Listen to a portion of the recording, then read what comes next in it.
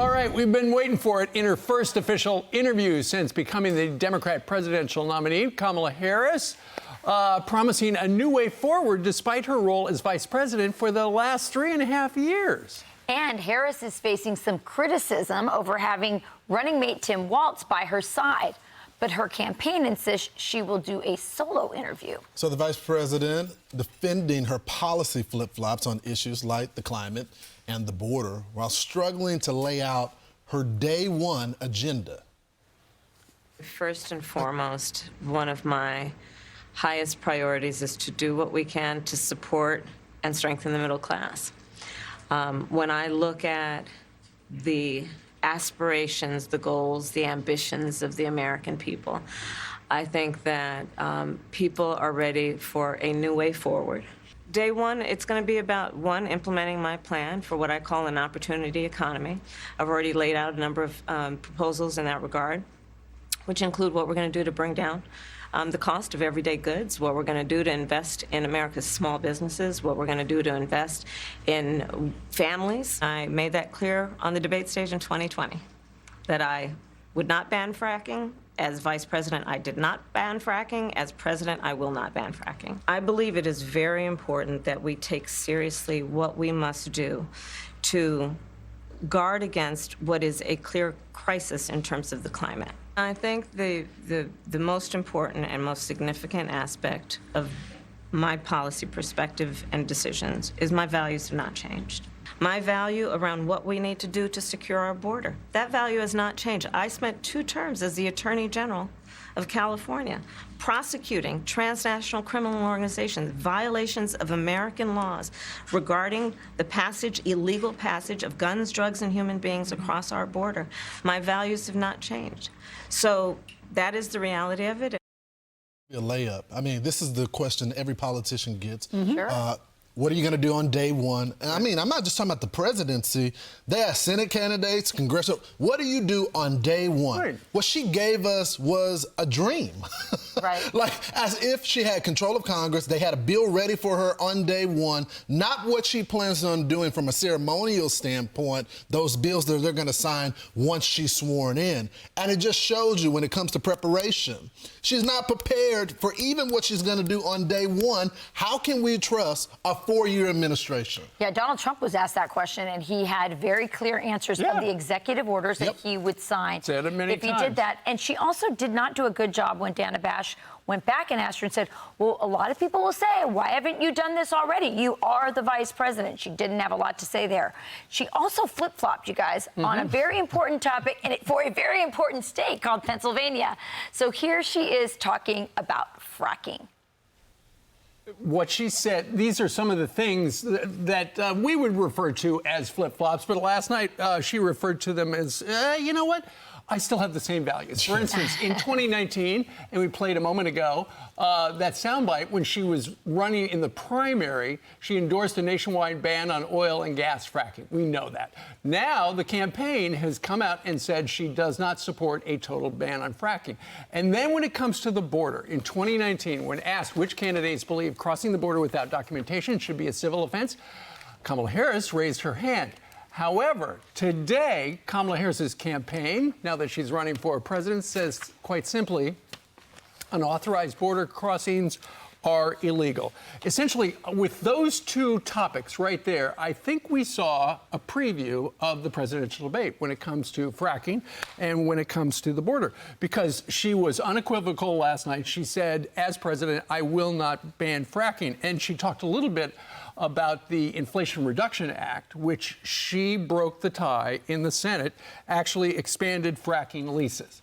And then when it comes to the topic of the border, we've heard this a million times. She talked about how she, as president, would sign the bipartisan border bill once it got through the House and the Senate.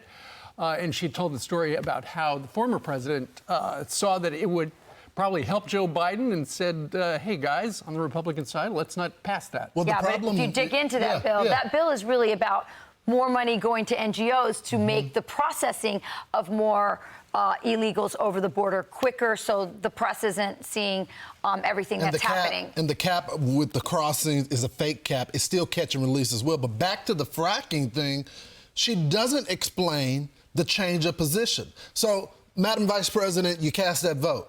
Why did you do that? Is it just because you were vice president and you were carrying out what the commander-in-chief, Joe Biden, says? But, Madam President, Vice President, you're going to be in the chair, or at least you hope to be in the chair. So do you go back to your original position in 2019? That follow-up is critical because it's a difference when you're the vice president and you have to work, or a cabinet member, and you work within the system. Your job is to serve at the pleasure of the president. And it looks like that her positions, her gut instinct is to be much more progressive. Yeah, no question. Well, you had Lara Trump on earlier in the show, and you got her reaction, so here that is. It feels like Kamala Harris is running for junior class president versus president of the United States. You got no specifics whatsoever. And there was not a moment that I watched that interview and I, as an American citizen, felt confident that this is a person who understands the job of president of the United States, has a true plan of action to do anything for America, could negotiate with the world leaders on behalf of me as a citizen and this country. And I think it's kind of what we've come to expect from Kamala Harris. Junior class president. Maybe that's why she was talking to the band class the other day at the high school. Talking down to him, you mean? Yeah. Well, I like think they were kindergartners. You got to figure they went to a school because he was a teacher and he was a coach and all that stuff. I will say this about Tim Walz. He's really good at smiling and nodding. Because we thought, if she got into a word salad problem, he would jump in. Well, he couldn't. As it turns out, last night, he was only when Kamala Harris was asked that, and Lawrence, I think you referred to it as a layup question. What are you going to do on day one? Dana Bash asked that question. We've asked that question. She asked it. Kamala Harris did not answer it. And so Dana asked her again. You didn't answer my question. What would you say?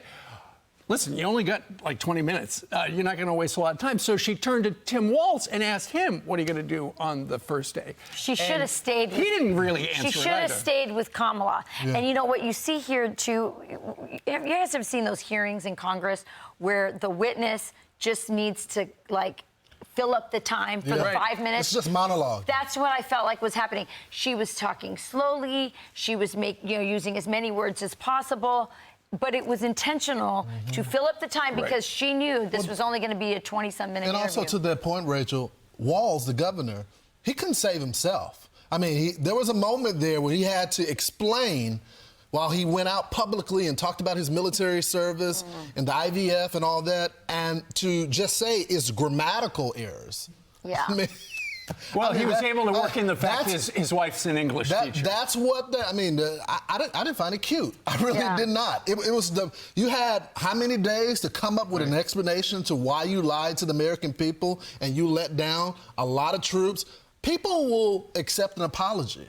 But he didn't even provide that. No. Well, the campaign they were very risk averse. And Dana Bash asked the questions we wanted answers to.